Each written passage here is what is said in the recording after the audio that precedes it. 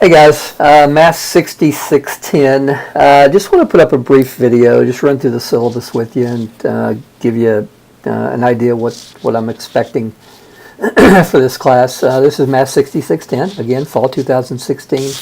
It's a feeder course into MATH6620. I think MATH6610 is probably and arguably the easiest class that we offer in our graduate program, but I also think if you're going to complete your degree and go through the research sequence 6996, 6997, 6998, this is probably one of the most important classes. So let's get on with it. I'll try to make this as brief as possible. The way I handle my courses, when you go to Blackboard, if you go over here to Content and click Content, I will have, for the week's resources and videos, I will have those listed under the week with the date. Okay, that's not even right, is it? That should be August 22nd. All right, cool. So I will have the date of the Monday for that particular week. So, you know, week 1 is August 22nd, week 2 will be August 29th. So when you click that, you're going to see the videos that I've uploaded for that particular week. Now, by the time you see this, there will be a video number 1, the one I'm creating right now, where you'll have a link to the introductory video. So, but you'll see I've already put up a few things, the syllabus. If you need a file, look at it. I think I sent that as email as well. And then there's an effect size magnitudes.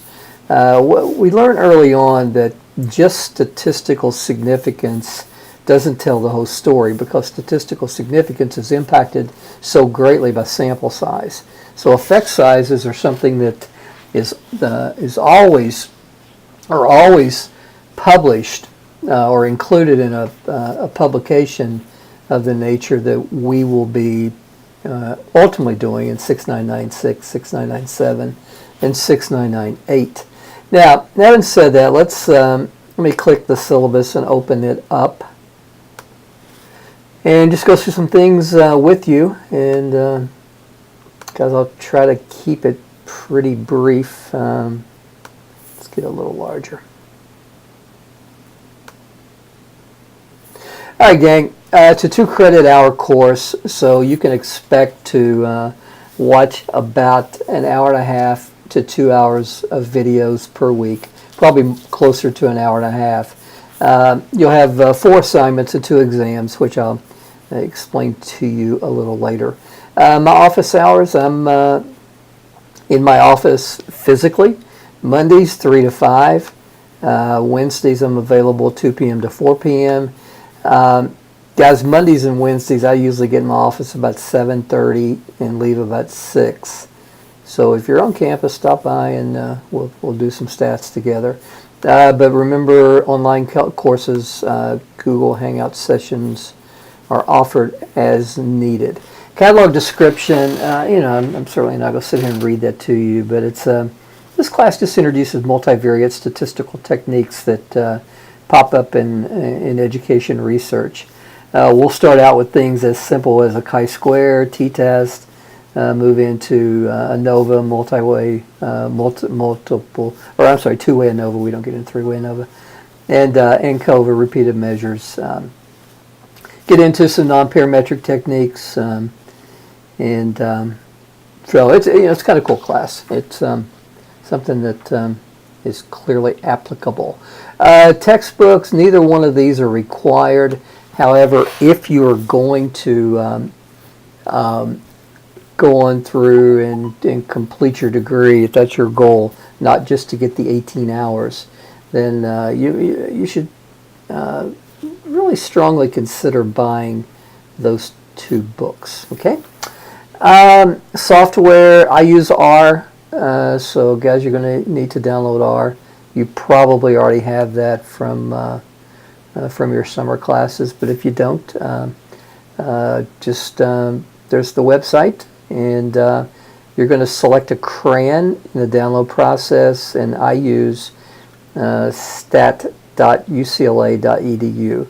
the UCLA guys have really got some cool stat resources, so that's the reason I choose that one.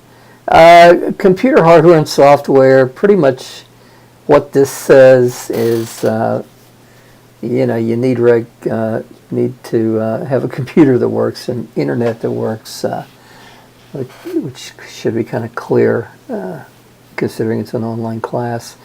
Disability statement, we have to include that. If you're entitled to any accommodations, you need to bring me the list of accommodations. I will do everything in my power to make sure that those accommodations are provided to you that you're entitled to by law.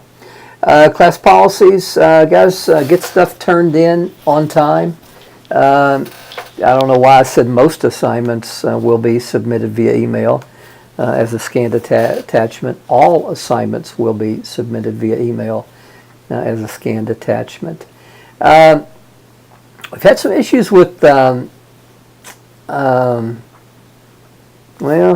I think it's just blatant cheating. I wanted to be a little bit more politically correct than that, but the way some of the stuff's been described to me and some things I saw last year, it was just blatant cheating. So you're encouraged to work with other students, but the final version that's submitted for your grade must be your own work.